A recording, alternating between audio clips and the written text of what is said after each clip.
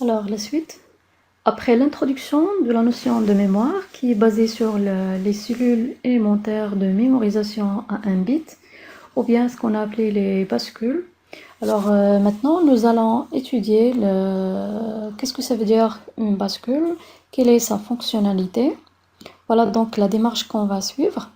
Alors, tout d'abord, on va détailler l'étude de chaque bascule selon trois outils de la logique combinatoire, à savoir la table de vérité, son logigramme et bien sûr ses chronogrammes. Alors, par la suite, on va citer les différents types de bascules, la bascule ARES, la bascule D et la bascule GK. Alors, après ce chapitre, on va voir quelques applications pour les bascules. Alors, par exemple, les compteurs numériques, les registres, les mémoires statiques, d'accord, qui sont constitués des milliers, si vous voulez, des bascules élémentaires. Et bien sûr, vous avez aussi les temporisateurs qui sont à base du circuit NE555 et qui est aussi constitué de la bascule ARES. Voilà. Alors maintenant, on va commencer par une petite introduction sur les bascules.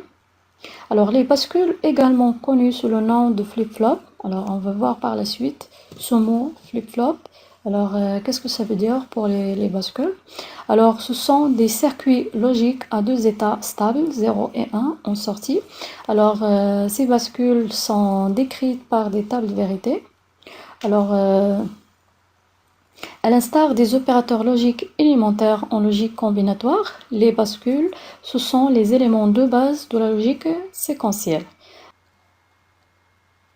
Alors maintenant, on va voir le premier type des bascules, la bascule SR. Alors, la bascule SR est décomposée en deux types. Vous avez la bascule SR asynchrone. Alors, par la suite, on va voir la bascule SR synchrone, afin de distinguer entre les deux technologies. Alors, les bascules RS sont à la base de tous les éléments de mémorisation. Il s'agit d'un montage utilisant deux portes NAND. Voilà, donc selon son logigramme ou bien sa structure interne. D'accord. Alors, on l'a déjà réalisé à partir de la technologie NOR dans la première partie, mais le plus utilisé, c'est le logigramme à partir de la technologie NAND. Alors, sa fonctionnalité, elle est capable de mémoriser. D'accord. Donc, il s'agit des cellules de mémorisation. Alors, il mémorise un niveau logique choisi à l'aide de deux sorties complémentaires, selon la symbolisation que vous voyez ici. Alors, vous avez deux entrées, S et R. Alors, S, elle représente l'action 7, ou bien la mise à 1, d'accord? Ou bien ce qu'on appelle inscription dans la mémoire. Alors, R, ou bien reset, c'est la mise à 0, ou bien l'effacement de la mémoire. Alors, en sortie, vous avez deux sorties complémentaires, Q et Q bar, d'accord? Donc, toujours la bascule présente deux états inverses en sortie. Alors, voilà. Alors maintenant, on va essayer de décrire la table de vérité de la bascule à partir de son logigramme. Voilà, donc vous avez deux entrées, S et R. Donc au total, vous avez 4 combinaisons. Alors, on va essayer de remplir la table. Donc, voilà, donc vous avez 0, 0, 0, 1, 1, 0, 1, 1. Voilà. Alors, on va essayer d'analyser sur le logigramme. Alors, si on pose par exemple en entrée un 0, 0, qu'est-ce qu'on aura en sortie? Alors, 0, 0, d'après les portes inverseuses, alors vous aurez un 1. Voilà. Alors, bien sûr, il s'agit d'une porte NAND, donc 1 multiplié par une variable. Donc, voilà, donc fois 0, ça fait 0. Donc, avec inversion, c'est 1. Donc, Q va prendre 1. Alors, si vous avez 1, 1 fois 1, c'est 1. Inversion, c'est 0. Donc, Q va prendre une valeur. Tout dépend de la deuxième entrée. D'accord? Donc, on ne peut rien dire dans ce cas-là. Donc, Q, qu'est-ce qu'il va prendre? Il va prendre l'état mémorisation ou bien la valeur précédente. D'accord? Donc, voilà Pourquoi vous avez Q minuscule? Pour indiquer l'état précédent de Q. Donc toujours pour la bascule SR asynchrone, quand S et R prend successivement 0, 0, donc Q, il va garder, si vous voulez, la valeur précédente. Donc Q minuscule. Q bar, bien sûr, il va prendre aussi Q bar. D'accord? Parce qu'on ne peut rien dire au niveau de l'entrée des portes NAND. D'accord? Donc c'est ça pourquoi la bascule, elle va prendre un effet de mémorisation. Alors maintenant, si vous avez 0, 1. Alors 0, 1. Alors 0, 1. Bien là, je vais effacer. Voilà. Alors si vous avez un 0, 1.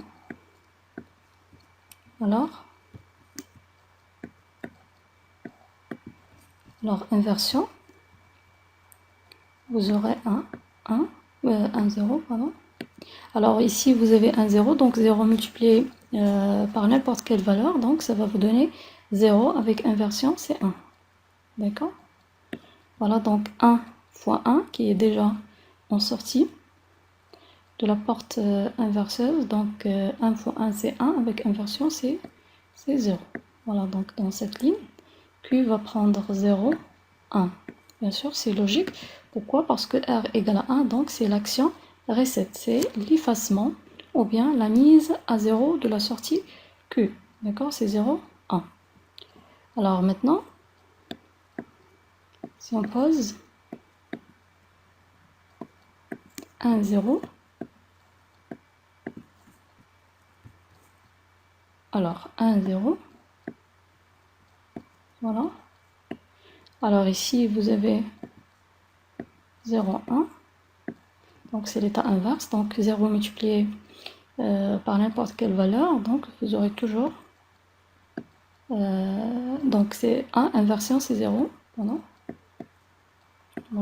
Alors 1, 0 fois 1 c'est 0, inversion c'est 1, voilà.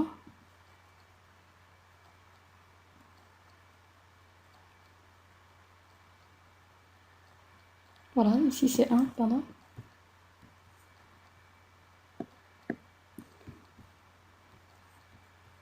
Voilà, donc c'est 1, alors ici c'est 0,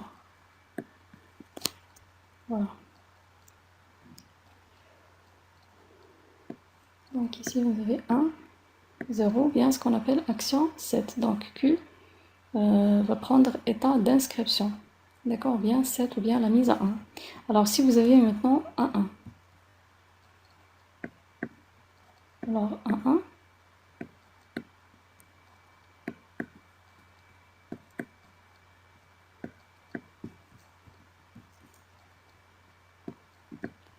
Alors un 1. Vous aurez 0, 0. Donc 0 fois n'importe quelle valeur, toujours c'est 0. Inversion c'est 1. Donc Q bar aussi égale à 1. Ce qui est contradictoire. Donc jamais Q égale à Q bar. Ce sont des sorties complémentaires. D'accord? Donc c'est un état indéfini. D'accord? Ou bien à éviter. D'accord? Parce qu'elle présente, si vous voulez, une ambiguïté au niveau de la sortie de la bascule. D'accord? Donc elle présente un 1. Donc c'est l'inconvénient majeur, si vous voulez, de ce type de bascule. Alors maintenant, on va voir un exemple de chronogramme. Voilà, donc S et R présentent des niveaux logiques, 0 et 1. D'accord? Alors maintenant, on va essayer de tracer Q selon l'entrée S et R. Alors si S égale à 1, R égale à 0, vous avez en sortie Q, étape d'inscription, donc c'est la mise à 1. Alors Q va prendre 1. Alors 0, 0, mémorisation. Alors il va prendre la valeur précédente, donc c'est déjà 1, donc il reste à 1. Voilà. Alors 0, 1, c'est mise à 0, c'est R qui est égal à 1. Mise à 0, donc Q effacement. Il va prendre 0, donc 0, 0, mémorisation. Donc on va garder la même valeur. Donc 1, 0, mise à 1. Voilà. Alors 0, 0, mémorisation. Voilà. Alors 0, 1, mise à 0. Voilà. Alors 0, 0, mémorisation. Alors 1, 0, mise à 1. Voilà, il reste à 1. Voilà. Donc, un exemple de chronogramme pour la bascule SR asynchrone. Alors, pourquoi asynchrone? Donc, une fois que les variables d'entrée changent, donc la sortie aussi change d'état. Alors, par la suite, on va voir l'autre bascule synchrone pour distinguer la différence entre les deux. Mais bien sûr, cette bascule présente des inconvénients. D'accord? Parmi eux, la sensibilité de la sortie Q au changement indésirable parasite, si vous voulez, des entrées S et R. Alors, si vous avez au niveau de S et R, par exemple, la bascule attaquée par des interrupteurs électriques et présente des états ouverture, fermeture. Donc, au niveau de la sortie, il y aura aussi des changements d'état ou bien des parasites. D'accord? Donc, c'est ça l'inconvénient majeur de cette bascule asynchrone. Alors, deuxième inconvénient, la configuration S égale à R égale à 1. Donc, si vous voulez, c'est une contradiction pour la bascule. Donc, Q égale à Q bar. D'accord? Bien sûr, c'est à éviter parce qu'il conduit à l'égalité entre les deux sorties et donc il n'y a plus de complémentarité comme c'était indiqué dans la définition de la bascule. D'accord? Donc,